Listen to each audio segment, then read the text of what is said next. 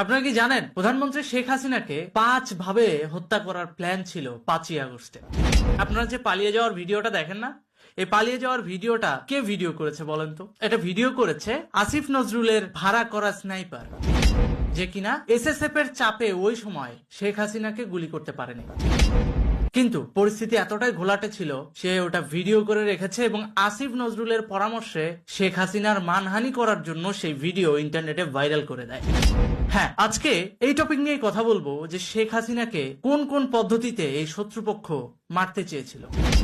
দেখেন, আজকে যে কথাগুলো বলবো আপনাদেরকে, সেই কথাগুলো গোয়েন্দা সংস্থার কাছে অলরেডি আছে। এই কথাগুলো হজম করতে অনেকের কষ্ট হবে, কিন্তু এটাই বাস্তবতা। 5ই আগস্টের সময় যদি কোনো কারণে প্রধানমন্ত্রী নিরাপত্তা সংশ্লিষ্ট কোনো বহিঃসূত্রের সহযোগিতা না পেত, আমি শত্রু বলছি না, কিন্তু সূত্র বলছি, স্টেট টু স্টেট ডিপ্লোমেসির অংশ হিসেবে বহিঃসূত্রের কোনো সহযোগিতা যদি না পেত, তাহলে শেখ হাসিনাকে গাদ্দাফির মতো মারা হতো। হ্যাঁ, শেখ হাসিনাকে গাদ্দাফির মতো মেরে তাকে বিবস্ত্র করে সেই ভিডিও ধারণ করে ইন্টারনেটে ছাড়ার পরিকল্পনা দিয়েছিল জামাত বিএনপির গোষ্ঠী।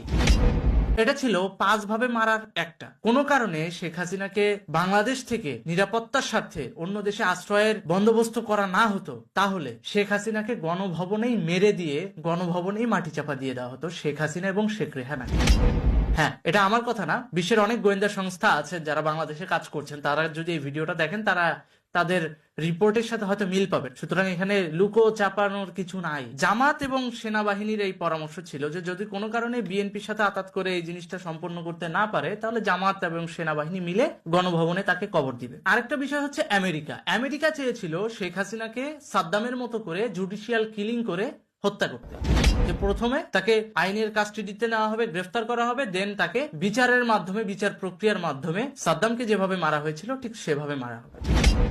এই ছিল আমেরিকা এবং ইউনুস গংদের প্রস্তাবনা। পরবর্তীতে বিএনপি এবং জামাত মিলে একটা প্রস্তাবনা দিয়েছিল, এভাবে না, গাদ্দাফির মতো করে তাকে পাবলিকের মাধ্যমে আগে পেটানো হবে, বিবস্ত্র করা হবে, তারপরে তাকে উলঙ্গ করে ভিডিও করে সেই ভিডিও অনলাইনে ইন্টারনেটে ছাড়া হবে। এটা ছিল জামাত এবং বিএনপির প্রস্তাব। কিন্তু এটা পারে নাই আমাদের দেশেরই। আবার অন্যান্য সব সেনাবাহিনী তো আর খারাপ না, কিছু কিছু ভালো সেনাবাহিনীও তো আছে আমাদের দেশে। সেনাবাহিনীর ঊর্ধ্বতন কর্মকর্তাদের মধ্যে একটা অংশ কিন্তু এই জিনিসটা বাধা দেয়, এবং ওই দিন গণভবনে এসএসএফ সর্বোচ্চ ভূমিকা রেখেছিল শেখ হাসিনা এবং শেখ রেহানাকে রক্ষা করার ক্ষেত্রে। কারণ স্পেশাল সিকিউরিটি ফোর্সের কিন্তু দায়িত্ব রানিং প্রধানমন্ত্রীকে যেভাবেই হোক সেফটি এবং সিকিউরিটি দেওয়া, এবং তারই অংশ হিসেবে স্নাইপারকে আইডেন্টিফাই করতে পেরেছিল, এবং স্নাইপারকে আইডেন্টিফাই করে তারা কিন্তু তাদের জিম্মায় নিয়েছিল। যদিও পরিস্থিতি খারাপ ছিল, তাই তাকে মারধর করে নাই কিংবা তাকে চাপে রাখতে পারে নাই। সেনাবাহিনীর একটা অংশই তো কোনো না কোনো ভাবে আতাত করে এই স্নাইপারকে গণভবনে ঢুকিয়েছিল, তাই তো? এবং সেটাই হয়েছে। এবং পরবর্তীতে যখন দেখলো এই 3টা প্ল্যানের একটা প্ল্যানও কাজ করছে না, ইউনুস গংদের আমেরিকার প্রেসক্রিপশন অনুযায়ী একটা প্ল্যান, জামাত বিএনপির একটা প্ল্যান, জামাত সেনাবাহিনীর একটা প্ল্যান, এই 3টা প্ল্যান, আবার এই যে স্নাইপারের একটা প্ল্যান, 4 নম্বর প্ল্যান, কোনোটাই কাজ করলো। 5 নম্বরে কি আছে? যখন কোনোটাই হলো না, তার মানহানি করে দাও। তখন ওই স্নাইপারকে দিয়ে ওই ভিডিওটা করে, যে শেখ হাসিনা পালাচ্ছে, পালিয়ে যাচ্ছে, এই ভিডিওটা করে পরবর্তীতে 5 তারিখে ভাইরাল করা হয়, যেটা আপনারা মিডিয়ার বদৌলতে দেখেছেন, অলরেডি ইন্টারনেটে ভাইরাল, যে শেখ হাসিনা প্লেনে উঠছে, হেলিকপ্টারে উঠছে এবং তাকে পৌঁছে দেওয়া হচ্ছে। এই 5টার বাইরে আরেকটা ঝুঁকি তার ছিল, সেটা হচ্ছে ওই সময় গণভবনে বলা হয়েছিল যে শেখ হাসিনা কোথায় যাচ্ছেন? আমেরিকা যাচ্ছেন। কিসের স্বার্থে? নিরাপত্তার স্বার্থে। কার কাছে যাবেন? তার ছেলের কাছে। এইটা কিন্তু গণভবনে বলে গেছে। তিনি যখন হেলিকপ্টারে করে বিদায় নিলেন, ওই সময় জামাতের আতাত অনুযায়ী আইএসআই কে বলা হলো যে ভারতের বর্ডার ক্রস করার পর আমেরিকা যেতে হলে তো পাকিস্তান হয়েই ঢুকবে, কোনোভাবে মিসাইল মেরে হলেও সেই হেলিকপ্টারকে গুড়িয়ে দিতে হবে। কিন্তু তারা এটা জানে না যে এটা শেখ হাসিনা। অবশ্যই সে পলিটিক্যাল বুদ্ধি ব্যবহার করে নিরাপত্তা সংক্রান্ত প্রত্যেকটা বিষয় গ্রহণ করেছে।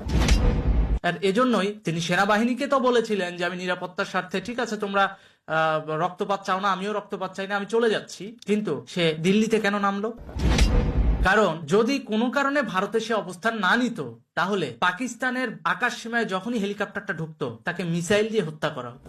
5 ভাবে শেখ হাসিনাকে মারার পরিকল্পনা দেশে হয়েছে, এবং এর বাইরে বহিঃসূত্র ভাবে যদি কোনো কারণে শেখ হাসিনা বেঁচে যায়, আমেরিকা যাবে তার ছেলের কাছে, যখনই পাকিস্তানের আকাশ সীমা অতিক্রম করবে, তখনই যেন তাকে মিসাইল দিয়ে ঘুরিয়ে দেওয়া হয়। আর এই টোটাল পরিকল্পনার পিছনে ইউনুস, আসিফ, এই গ্যাংরা তো ছিলই, সাথে জামাত এবং লেজুর ভিত্তি হিসেবে বিএনপি ছিল। তো এই যে জামাত, বিএনপি, ইউনুস গংরা এত পরিকল্পনা করেও কেউ শেখ হাসিনাকে মারতে পারলো না।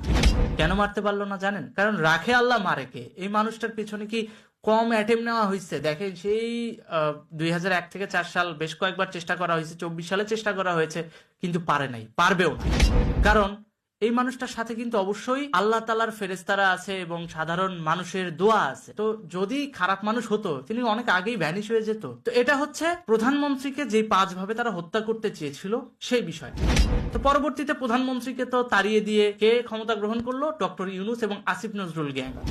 তারা কিন্তু ইতিমধ্যে 100 দিন পার করেছে। ডক্টর ইউনূস কিন্তু আজকে সন্ধ্যায় জাতির উদ্দেশ্যে ভাষণ দিয়েছে যে এই 100 দিনে তারা কি কি করেছে এবং ভবিষ্যতে তারা কিভাবে বাংলাদেশটাকে পরিচালনা করবে। তো সেখান থেকে আমি কিছু পয়েন্ট নোট করেছি, যা ইতিমধ্যে খসড়া ভাবে একটু টুকেও রেখেছি, কারণ সবকিছুই তো পুঙ্খানুপুঙ্খানুভাবে বিশ্লেষণ করতে হবে। এই জন্য উনি বললেন, ডক্টর ইউনূস একটা কথা বলছেন, সেটা হচ্ছে জুলাই গণহত্যার বিচার সম্পন্ন না করা অবধি তিনি গদি ছাড়বেন না। এখন আমার কথা হচ্ছে, জুলাই গণহত্যার বিচার সম্পন্ন না হওয়া পর্যন্ত তিনি গদি ছাড়বেন না, তাহলে তিনি স্পেসিফিক ভাবে বলছেনও না ঠিক কতদিনের জন্য তিনি এই প্রধান উপদেষ্টার গদিটা আঁকড়ে ধরে আছেন, সেটাও কিন্তু তিনি ক্লিয়ার করেন নাই। তাহলে স্পেসিফিক ভাবে তিনি কি বলবেন কোনোদিন যে আমি এই কয়েক মাসের মধ্যে আপনাদের এই কাজগুলো সম্পূর্ণ করে দিয়ে আমি নতুন একটা ইলেকশন দিব? বলবেন না। সে কিন্তু মুক্তিযুদ্ধকেও তো আক্কা করতেছে না, বাংলাদেশের সার্বভৌমত্বকেও তো আক্কা করতেছে না, গণতন্ত্রকেও তো আক্কা করতেছে না। জনগণ না খেয়ে মরছে, তাতে তার কোনো কিচ্ছু যায় আসে না, তার গদি লাগবে। আলুর কেজি 400 টাকা, তাতে তার কিচ্ছু যায় আসে না। সিমের কেজি 200 টাকা, তাতে তার কিচ্ছু যায় আসে না, তার গদি লাগবে। সেটাই হচ্ছে। আর এটাকে তিনি কতদিনের মধ্যে সংস্কার করবেন বা সমাধানে আনবেন, সেটাও তিনি ক্লিয়ার করছেন। তো এখন আমার কথা হচ্ছে, ডক্টর ইউনূস কতদিন থাকবে, এটাও কিন্তু একটা প্রশ্নের বিষয়। এই বিষয়টা কিন্তু এখনো ক্লিয়ার না। আচ্ছা, আরেকটা জিনিস উনি বলেছেন যে শেখ হাসিনা সরকার প্রতি বছরে 12 থেকে 15 বিলিয়ন ডলার প্রতি বছর পাচার করেছে। তো ভাই, আপনার কাছে যদি ইনফরমেশন থাকে 12 থেকে 15 বিলিয়ন ডলার পাচার করেছে, তাহলে এই সময় তো বাংলাদেশের ঋণগুলো শোধ করার দরকার না? তাহলে আপনি ওই কোন কোন অ্যাকাউন্টে টাকা আছে বা টাকা পাচার করেছে আপনি নিশ্চয়ই জানেন। তাহলে এগুলো তাড়াতাড়ি জাতির সামনে তুলে ধরতেছেন না কেন? নাকি 26 লক্ষ ভারতীয়র মতো এটাও একটা প্রোপাগান্ডা? কোনটা? কারণ আসিফ নজরুল কিন্তু এখনো 26 লক্ষ ভারতীয়র হিসাব দেয় নাই। এটা কিন্তু জনগণ কিন্তু এখনো তার কাছে চাইছে। যখনই তাকে এটা বলা হয়, মানে সার্কাসের মতো বলে বসেন, আমি তো ওই সময় উপদেষ্টা ছিলাম না। তার মানে কি, উপদেষ্টা না থাকলে যা খুশি তা বলা যায় এবং সেটাকে বাক স্বাধীনতা হিসেবে চালিয়ে দেওয়া যায়? ওইটা যে মিথ্যাচার হচ্ছে, এটার বিরুদ্ধে যদি সরকার অ্যাটেম্প নেয়, তখন তো বলবেন যে হ্যাঁ, সরকার বিশ্ববিদ্যালয়ের টিচারদের মারতেছে। ওই যেভাবে আন্দোলনের সময় ঢাকা বিশ্ববিদ্যালয়ের তৎকালীন ভিসি মাকসুদ কামালকে বোকা বানাইছিলেন, সেরকম এই আসিফ নজরুল কি করছে মাকসুদ কামালের সাথে, এটা একটু বলি। ঢাকা বিশ্ববিদ্যালয়ের ভিসি তখন কিন্তু জুলাই আন্দোলন তুঙ্গে, ঠিক আছে? ওই সময় ইনি ডাইরেক্ট মাকসুদ কামালের ফোন দিয়ে বলতেছেন, ছাত্রলীগ আমাদেরকে মারতেছে, ক্যাম্পাসে থাকতে দিচ্ছে না। তো মাকসুদ কামাল কি করছে জানেন? তৎকালীন ঢাকা বিশ্ববিদ্যালয়ের ভিসি, তিনি বলছেন যে ঠিক আছে, ভিসি বাংলোতে আমি একটা রুম ছেড়ে দিচ্ছি, আপনি এখানে সেফ কাস্টাডিতে থাকেন। তো স্বভাবতই একটা ইউনিভার্সিটির ভিসি তার বাংলোর একটা রুম তাকে ছেড়ে দিচ্ছে থাকার জন্য সেফটি, তো সে তো সেখানেই থাকবে, তাই না? তিনি মাকসুদ কামালকে এমন ব্রেন ওয়াশ করছেন, মাকসুদ কামাল বাধ্য হয়ে শেখ হাসিনাকে ফোন দিয়ে বলছে যে আপনার ছাত্রলীগ কিন্তু সাধারণ শিক্ষার্থীদের উপর হামলা চালাচ্ছে, ওদেরকে তাড়াতাড়ি সরায় নেন, তা না হলে পরিস্থিতি আরো ঘোলাটে হবে। পরবর্তীতে শেখ হাসিনা কিন্তু ছাত্রলীগকে নির্দেশ দিয়েছে যে মারামারি করে কোনো সমাধান হবে না, রক্তপাত করে কোনো সমাধান আমি চাই না। ছাত্রলীগের ডিরেক্টলি বলেছে। বলার পর শেখ হাসিনা আন্দোলনে পরাজিত হয়ে চলেই গেল। চলে যাওয়ার পর সবার আগে কিন্তু ওই মাকসুদ কামালের লাথি দিয়ে সাইড করে দিছে এই আসিফ নজরুল। কেন? জামাত বিএনপির মনোনীত ভিসিকে ইউনিভার্সিটির ভিসি বানাইতে হবে, যাতে তার রাস্তাটা পরিষ্কার হয়। প্রথমে উপদেষ্টা খাবে, উপদেষ্টার পদ থেকে চলে যাওয়ার পর সে ঢাকা বিশ্ববিদ্যালয়ের ভিসি হয়ে খাবে একবার। প্ল্যানটা বুঝছেন? কারণ অন্তর্বর্তীকালীন সরকার তো অস্থায়ী সরকারটা খাবে, খাওয়ার পর সে ঢাকা বিশ্ববিদ্যালয়ের ভিসি হয়ে যাবে, সম্মানিত ব্যক্তি। তো এরকম সম্মানিত ব্যক্তির ইমেজওয়ালা পার্সন যখন মিথ্যাচার করে, তখন স্বভাবতই সাধারণ মানুষ কিন্তু কনফিউজড হয়ে পড়ে। আর সেটাই হয়েছে বিগত আন্দোলনে। আমি অবাক হয়ে যাই, আমি দেখেছি বিগত জুলাই থেকে সেপ্টেম্বর পর্যন্ত অনেক মান্যগণ্য ব্যক্তি, যাদেরকে আমি শ্রদ্ধা করতাম, সম্মান করতাম, সেই মানুষগুলো ওপেনলি মিথ্যাচার করতেছে, মিথ্যা বলতেছে।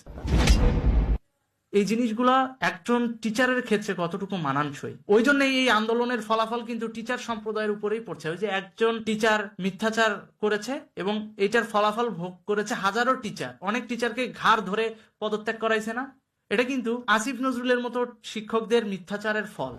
আল্লাহ পানিশমেন্ট দিয়েছে পুরো শ্রেণীটার উপর, শিক্ষক শ্রেণীটার উপর, কিন্তু ওই শিক্ষকরা কিন্তু নির্দোষ ছিল, দোষী কিন্তু ছিল এই আসিফ নজরুল। একে আল্লাহ তাআলা এখনো পর্যন্ত বাঁচিয়ে রাখছে কঠিন শিক্ষা দেবে বলে, কারণ 26 লক্ষ ভারতীয়ের হিসাব কিন্তু